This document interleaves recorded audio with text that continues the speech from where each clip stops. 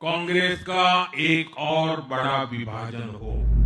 बिहार चुनाव में 202 सीटों के साथ एनडीए को प्रचंड जीत हासिल हुई है। बीजेपी ने अकेले 79 सीटें जीती हैं। पीएम मोदी ने अपनी 16 रैलियों से एनडीए को 97 सीटें दिलवाई हैं। इनमें 44 नई सीटें शामिल हैं। पीएम मोदी का स्ट्राइक रेट 80% रहा है। स्ट्राइक रेट यानी पीएम मोदी ने अपनी रैलियों से कितनी सीटें कवर की और उनमें से कितनी सीटें वो जितवा पाए।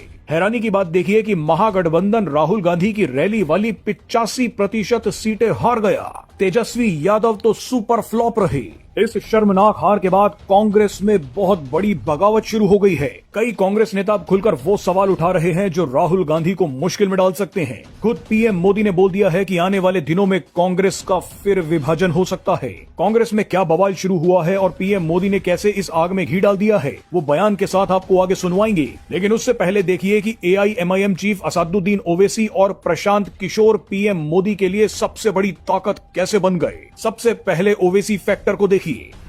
असदुद्दीन ओवैसी की वजह से बिहार में मुस्लिम बहुल सीमांचल में इंडी गठबंधन को बड़ा झटका लगा है। आपको बता दें कि सीमांचल में 24 सीटें हैं। इन 24 सीटों में से एनडीए 14 सीटों पर जीत गया है, यानी पिछली बार के मुकाबले एनडीए को 2 सीटें ज्यादा मिली हैं। जबकि इंडी गठबंधन की सीटें सीमांचल में घट गई। पिछली बार इंडी गठबंधन को सीमांचल में 7 सीटें मिली थी, लेकिन अब वो 5 पर आ गए। ओवैसी ने इस पूरे इलाके में तहलका मचा दिया। ओवैसी की पार्टी 5 सीटें जीत गई है। बिहार में आए नतीजे देख अब अखिलेश यादव और ममता बनर्जी के पैरों के नीचे से भी जमीन खिसक गई है। बिहार में तेजस्वी की तरह उत्तर प्रदेश में अखिलेश यादव भी यादव और मुस्लिम वोट बैंक पर ही टिके हैं। लेकिन बिहार में इस बार यादव और मुस्लिम कॉम्बिनेशन कुछ नहीं कर पाया। बंगाल में ममता बनर्जी मुस्लिम वोटों पर टिकी है, लेकिन बिहार के नतीजों ने दिखा दिया कि ओवैसी मुस्लिम वोटों पर भी चोट कर सकते हैं। और आपको बता दें कि ओवैसी बंगाल और उत्तर प्रदेश के चुनावों में भी यही खेल कर सकते हैं।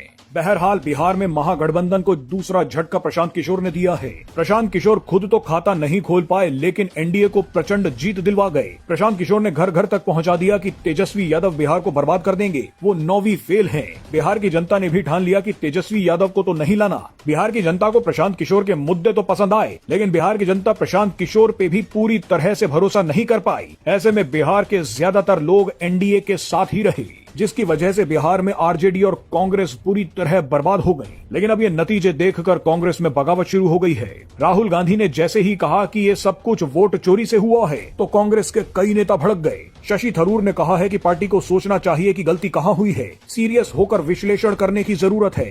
अहमद पटेल की बेटी मुमताज पटेल ने कहा है कि हम कब तक सफलता का इंतजार करेंगे। कुछ लोगों की वजह से पार्टी की ये हालत हो गई है। कांग्रेस सांसद अखिलेश प्रताप सिंह ने कहा है कि फ्रेंडली फाइट हमें नहीं करनी चाहिए थी, इसका नुकसान हमें हुआ है। कांग्रेस नेता और पूर्व राज्यपाल निखिल कुमार ने कहा है कि हम संगठन की कमजोरी से हारे हैं, हम और अच्छे कैंडिडेट चुन सकते थे।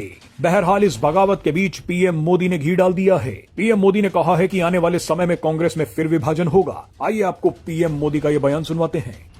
मुझे तो आशंका है, हो सकता है कि आगे कांग्रेस का एक और बड़ा विभाजन हो। और साथियों, कांग्रेस के जो सहयोगी दल हैं, वो भी समझने लगे हैं कि कांग्रेस अपनी नेगेटिव पॉलिटिक्स में सबको एक साथ डुबो रही है।